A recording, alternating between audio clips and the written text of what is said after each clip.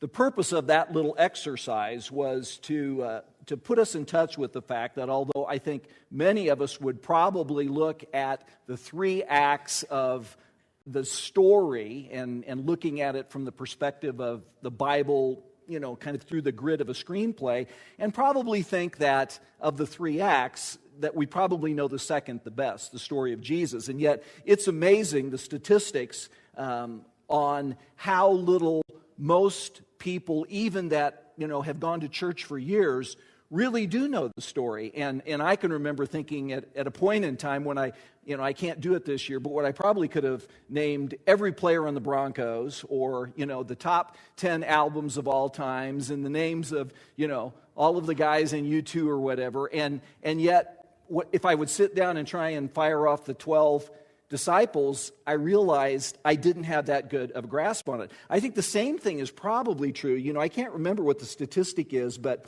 the four most frequent answers, by the way, that are given when people are asked to do this exercise are Matthew, Mark, Luke, and John. And the reality is that two of them weren't disciples.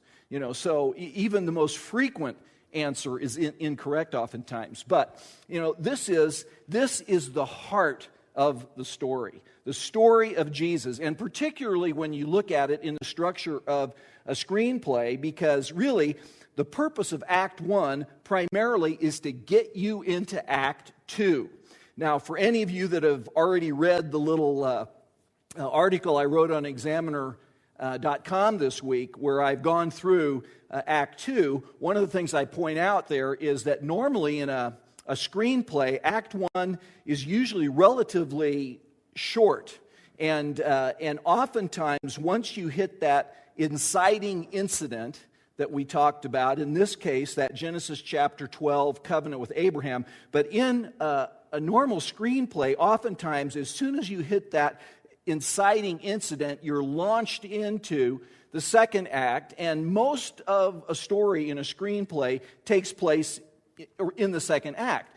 It's interesting, and of course we're sort of imposing this grid on the Bible just as a way to help us learn it and know the story and remember the story. But obviously in the Bible, the first act is very long. I mean, we covered 2,000 years basically of history when we looked at the first act, the story of the Jews. But the reality is that the purpose of the story of the Jews in the Bible is to get us to the second act, the story of Jesus. And I was thinking today, some people, all they've got is the first act.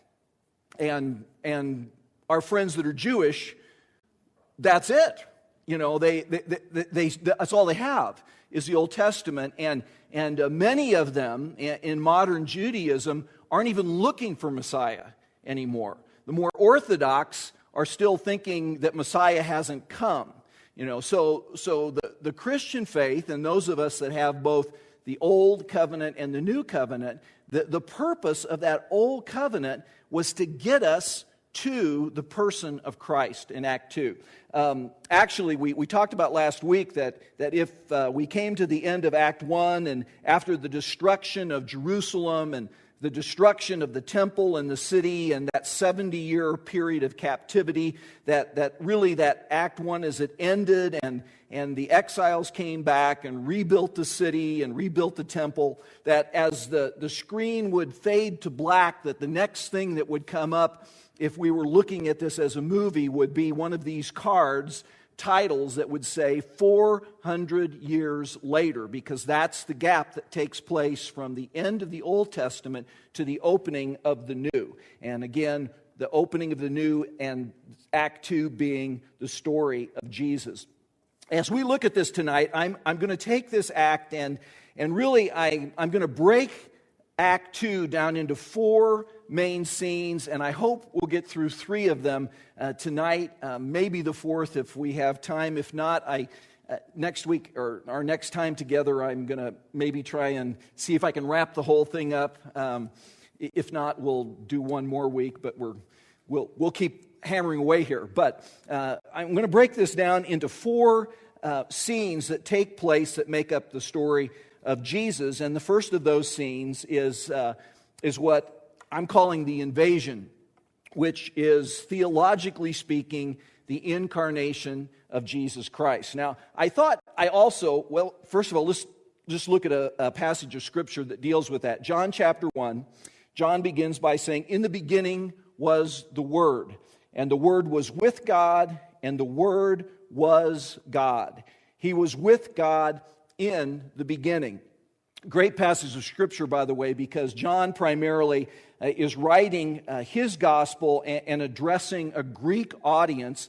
And this concept of the Word, or the Logos, was a very familiar concept in Greek philosophy. Basically, it was the word in Greek, Logos, that's translated word, was a concept in Greek philosophy that talked about sort of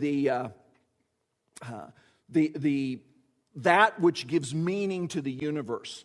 It oftentimes, really in Greek philosophy, was considered an impersonal force. The source of meaning, that which keeps all things together, that which gives order to the universe, but it wasn't personal. It was sort of this impersonal force. And the uniqueness of what John does as he opens up his gospel is that he takes this Greek philosophical word that would kind of be the equivalent, even in Greek philosophy, to some kind of a concept of God, and tells us that the Word is a person, that in the beginning was the Word, and he's obviously going to get to Jesus Christ. So it's a concept, or again, a word that's applied to Christ.